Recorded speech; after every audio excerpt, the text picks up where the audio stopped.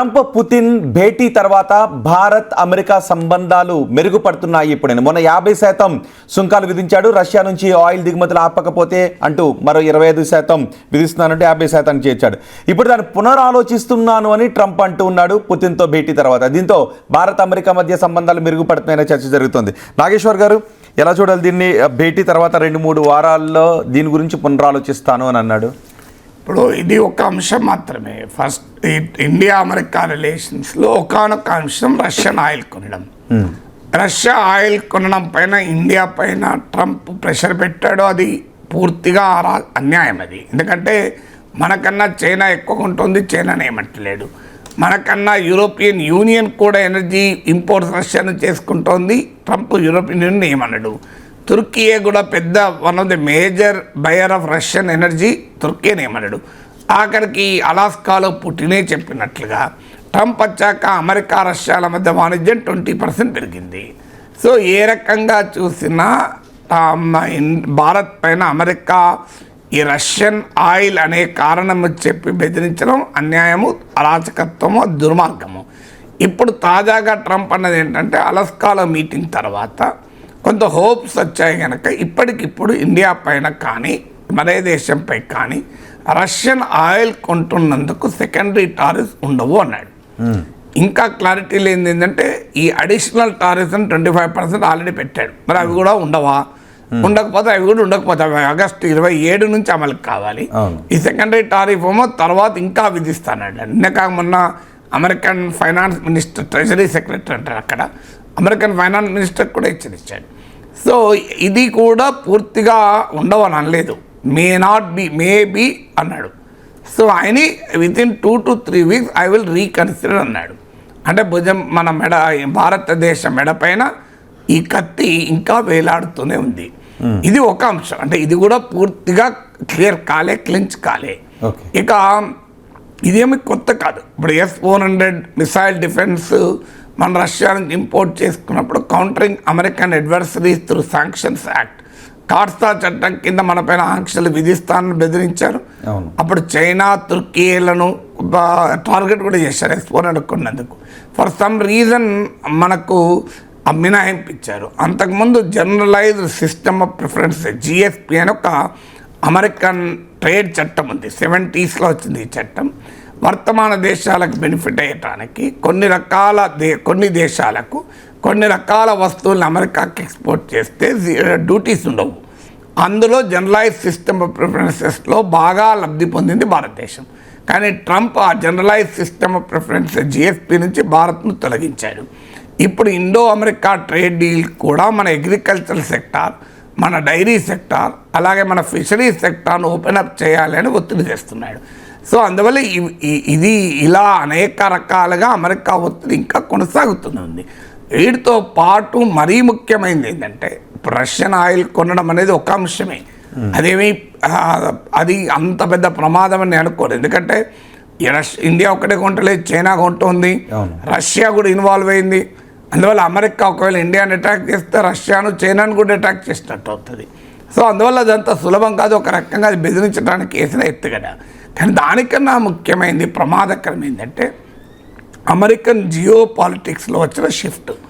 So మనం ఇప్పటిదాకా post liberalisation పీరియడ్లో, పోస్ట్ కోల్డ్ వార్ పీరియడ్లో అమెరికా ఒక నమ్మదగిన మిత్రదేశమని, అమెరికాతో వ్యూహాత్మక భాగస్వామ్యమని, మన ఆర్మీని తీసుకెళ్ళి అమెరికా ఆర్మీతో, మన ఎయిర్ ఫోర్స్ని తీసుకెళ్ళి అమెరికా ఎయిర్ ఫోర్స్తో, మన నావీని తీసుకెళ్ళి మా అమెరికా నావీతో ఒక రకంగా అమెరికాకు భారత మిలిటరీ వ్యవస్థల్ని ఈ స్ట్రాటజిక్ పార్ట్నర్షిప్ అగ్రిమెంట్ అని, లాజిస్టిక్స్ అగ్రిమెంట్ అని, ఇలా రకరకాల అగ్రిమెంట్లతో ఒక రకంగా లింక్ చేశారు. ఇది మోడీ ప్రభుత్వము ఇదే పని చేసింది. అంతకుముందు మన్మోహన్ సింగ్ ప్రభుత్వంలో ఇది మొదలైంది. సో అందువల్ల ఈ ప్రాసెస్లో మనం ఒక స్ట్రాటజిక్ అలాయిగా అమెరికాను ఒక నేచురల్ సహజ మిత్ర దేశంగా భావించాం. కానీ ఇప్పుడు ట్రంప్ అనుభవం ఏం చెప్తుంది? ఇది ఒక నిజం కాదు, మనం ఒక నమ్మక ద్రోహం, అమెరికా పైనే ఆశపడి మన వ్యూహాత్మక నీతి మొదలైతే, మన స్ట్రాటజిక్ అటానమీని కోల్పోతే అది ప్రమాదకరం అని ఇప్పుడు అందరికీ అర్థమవుతుంది. ఎందుకంటే మన అమెరికా నాయకత్వంలో ఇండో పసిఫిక్ ప్రాంతంలో మనము చైనాకు వ్యతిరేకంగా అమెరికా కట్టిన క్వాడ్ కూటమిలో ఉన్నాం.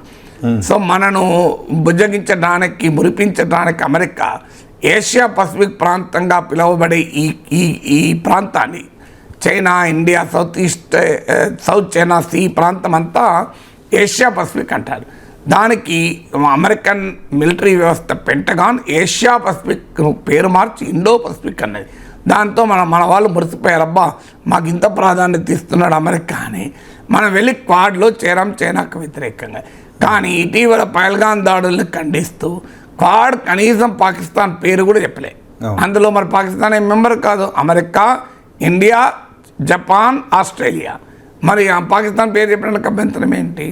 అందువల్ల అమెరికన్ జియో పాలిటిక్స్లోనే ప్రో పాకిస్తాన్ షిఫ్ట్ కనబడుతుంది. పాకిస్తాన్కు IMF నుంచి, వరల్డ్ బ్యాంక్ నుంచి లోన్లు ఇప్పించారు. వాస్తవంగా ఇది మొదటి నుంచి ఉన్నదే. కాస్త మనం ఇటీవల కాలంలో మనము చైనాకు వ్యతిరేకంగా అమెరికాతో కలుస్తున్నాం కనుక, చైనాకు వ్యతిరేకంగా మనం బాగా ఉపయోగపడతాం కనుక అమెరికా మన వైపు మొగ్గు చూపుతుంది అని అనుకున్నాం. మన ప్రభుత్వాలు అనుకున్నాం. మాలాంటి వాళ్ళు ఇది కాదు, ఇది నిజం కాదని చెప్తున్నా మమ్మల్ని దేశభక్తులు, దేశద్రోహులు, వీళ్ళు చైనా ఏజెంట్లు అని చెప్పి మమ్మల్ని అన్నారు. కానీ రియాలిటీ అలా ఏం కనబడుతుంది? చైనాకి ఎవరు పరుగులు తీస్తున్నారు? మన అజిత్ దోవల్ వెళ్ళాడు, రాజ్నాథ్ సింగ్ వెళ్ళాడు, జయశంకర్ వెళ్ళాడు, ఇప్పుడు మోడీ వెళ్తున్నాడు. ఇలా చైనా ఫారిన్ మినిస్టర్ రేపు వెళ్ళిండో ఆగస్ట్ 18th, 19th ఇండియాలో పర్యటిస్తున్నాడు. ఎవరి ఇన్విటేషన్ మీద పర్యటిస్తున్నాడు? నాగేశ్వర ఇన్విటేషన్ కాదు. అండ్ నా చైనేశ్వర్ అని నన్ను కింద కామెంట్లు వేస్తుంటారు. చైనేశ్వర్ ఇన్విటేషన్ కాదు, అజిత్ దోవల్. ఇప్పుడు ఆయన చైనావల్ అనాలి. నేను అజిత్ దోవల్ అజిత్ చైనావల్ అనాలి. జయశంకర్ను చైనా శంకర్ అనాలి. రాజ్నాథ్ సింగ్ను చైనా సింగ్ అనాలి. నరేంద్ర మోడీని చైనా మోడీ అనాలి కదా. వీళ్ళు కదా ఇప్పుడు పరుగులు ఎవరు పరుగులు తీస్తున్నారు ఇప్పుడు చైనాకు?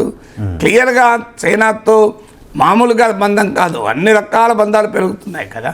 మేము ఇదే చెప్పాం, అయ్యా భారతదేశం నాన్ అలైన్మెంట్ ఉండాలి, మల్టీ అలైన్మెంట్ ఉండాలి. ఇది మల్టీ పోలార్ వరల్డ్. మీరు వెళ్ళి తీసుకెళ్ళి అమెరికాతో మిలాఖత్ చేసి అమెరికా పార్కింగ్ ప్లేస్లో వెళ్ళి మన కారు కనుక పార్క్ చేస్తే వాడు ఆ పార్కింగ్ ప్లేస్ లాకేసుకొని పోతే మన కారు బయటికి కూడా రాదురా. మన పని మనం చేసుకోవాలి. అమెరికాతో పని ఉన్నప్పుడు అమెరికాతో, చైనాతో పని ఉంటే చైనా, రష్యాతో పని ఉంటే రష్యా. ప్రపంచంలో ఏ దేశంతో మన ప్రయోజనాలు నెరవేరుతాయంటే వాళ్ళతో ఉంటాం. ఇది విధానం ఉండాలంటే ఒప్పుకోవాలి. ఇప్పుడు ఏం జరుగుతోంది? అమెరికాతో మిలాఖత్ అయినప్పుడు ఏం అనుభవం ఏందో చూస్తున్నాం. పాకిస్తాన్కి IMF, వరల్డ్ బ్యాంక్ లోన్ ఇప్పించింది అమెరికా. అది అసీం మునీర్కు అత్యధిక గౌరవం ఇచ్చి వైట్ హౌస్లో లంచ్ ఇచ్చి I'm honoured to meet Asim Munir అన్నాడు ట్రంప్. ఐ లవ్ పాకిస్తాన్ అన్నాడు. పాకిస్తాన్ ఆయిల్ ఫీల్డ్స్ని డెవలప్ చేసి ఆఖరికి ఇండియాకే ఆయిల్ అమ్ముతుంది పాకిస్తాన్ అన్నాడు. అసీం మునీర్ వైట్ హౌస్లో ఉన్నప్పుడు మోడీని ఇన్వైట్ చేశాడు. యునైటెడ్ నేషన్ కౌంటర్ టెర్రరిజం విభాగానికి పాకిస్తాన్ వైస్ చైర్ చేశాడు. పాకిస్తాన్ కోరిక మేరకు బెలూచిస్ లిబరేషన్ ఆర్మీని టెర్రరిస్ట్ సంస్థగా ప్రకటించాడు. ఇండియా డిమాండ్ చేస్తే ఒప్పుకోడు, కానీ పాకిస్తాన్ అడిగితే ఒప్పుకుంటాడు. పాకిస్తాన్ మినరల్ ఫోరంలో భాగమై పాకిస్తాన్ ఖనిజ నిక్షేపాలను అభివృద్ధి చేస్తామంటున్నాడు. పాకిస్తాన్తో ప్రభుత్వంతో క్రిప్టో డీల్ కుదుర్చుకున్నాడు అమెరికన్ కంపెనీ. అందులో 60% వాటా ట్రంప్దే. సో ఇన్ని రకాలుగా ప్రో పాకిస్తాన్ టిల్ట్ కనబడుతోంది. ఆఖరికి పాకిస్తాన్ కోరిక మేరకు కశ్మీర్ అంశంలో జోక్యం చేసుకుంటానంటున్నాడు. పాకిస్తాన్ కోరిక మేరకు మేమే యుద్ధం ఆపాము అని చెప్పి మనకు వ్యతిరేకంగా మాట్లాడుతున్నాడు. ఇండియా పాకిస్తాన్ హైఫనేట్ చేసి ట్రంప్ మాట్లాడుతున్నాడు. ఇట్లా ఎన్ని చెప్పాలి? పాకిస్తాన్ వైపుగా ట్రంప్ అమెరికా పాలసీ షిఫ్ట్ వచ్చిందని. ఈ జియో పొలిటికల్ షిఫ్ట్ ప్రమాదకరం. అందులో ఒక చిన్న అంశము ట్రేడ్, చిన్న అంశం రష్యన్ ఆయిల్. రష్యన్ ఆయిల్ పైన ట్రంప్ వెనక్కి తగ్గిన పాకిస్తాన్కి అనుకూలంగా అమెరికా పాలసీలో వచ్చిన ఈ నిర్ణయాత్మక షిఫ్ట్ అంటే డెసిసివ్ షిఫ్ట్ మొదటి నుంచి ఉన్నది, ఇప్పుడు మరింతగా డెసిసివ్ షిఫ్ట్. ఆఖరికి ఫ్లోరిడాలో ట్రంపాలో వెళ్ళి ఆ అమెరికా గడ్డపై నుంచి భారతదేశం పైన అణుబాంబులు వేస్తానంటూ బెదిరించాడు. భారతదేశం డ్యాముల్ని మిసైల్స్తో పేలుస్తామని అమెరికా గడ్డ నుంచి మాట్లాడాడు. నీకు అదే నార్త్ కొరియాడో ఇరానోడో మాట్లాడితే అణ్వాయుధాలు వేస్తానంటాడట అంటాడు. మరి అసీం మునీర్ మాట్లాడితే ఏం లేదు కదా, ప్రపంచాన్ని సగాన్ని నాశనం చేస్తాడు. మేమే పడిపోయే పరిస్థితి అయితే మాతో పాటు సగం ప్రపంచాన్ని తీసుకెళ్తామన్నాడు. అయినా అమెరికా ఒక్క మాట అనదు. American central command head Michael Kurilla అయితే Pakistan is a phenomenal partner in counter terrorism operations. తీవ్రవాద వ్యతిరేక పోరాటంలో ఒక గొప్ప భాగస్వామ్యాన్ని కీర్తించారు. అందువల్ల ఈ జియో పొలిటికల్ షిఫ్ట్ అనేది మనం అప్రమత్తంగా ఉండాల్సిన అంటే దీనిలోని ఇంకొక యాంగిల్ చూస్తే చైనాకు అమెరికాకు పడదు. ఇప్పుడు పాకిస్తాన్ వైపే అమెరికా చూస్తూ ఉంది, అలాగే సిపెక్ కార్డ్ అని అక్కడ వేసుకుంటూ చైనా కూడా పాకిస్తాన్ వైపు ఉంది. మధ్యలో పాకిస్తాన్ ఏదైనా కారణాలతో నలిగిపోయే అవకాశం ఉంటుందో భవిష్యత్తులో? నలిగిపోవడం కాదు, లాభపడుతున్నాడు కదా. ఇటు చైనాతో లాభపడుతున్నాడు, అమెరికాతో లాభపడుతున్నాడు. నలిగిపోవడం ఎక్కడిది? మీరు అన్నట్లు China Pakistan economic corridor సిపెక్ Pakistan ద్వారా ప్రయాణం చేస్తుంది. పాకిస్తాన్ దిగుమతి చేస్తున్న ఆయుధాల్లో 81% చైనాదే.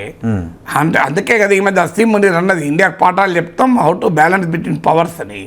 అటు అమెరికాతో లాభపడుతున్నాడు, ఇటు చైనాతో లాభపడుతున్నాడు. మనమేమో అమెరికా సహకరిస్తుందని ఆశపడి చైనాకు వ్యతిరేకంగా అమెరికా నాయకత్వాలను క్వాడ్ వెళ్ళి కూర్చున్నాం.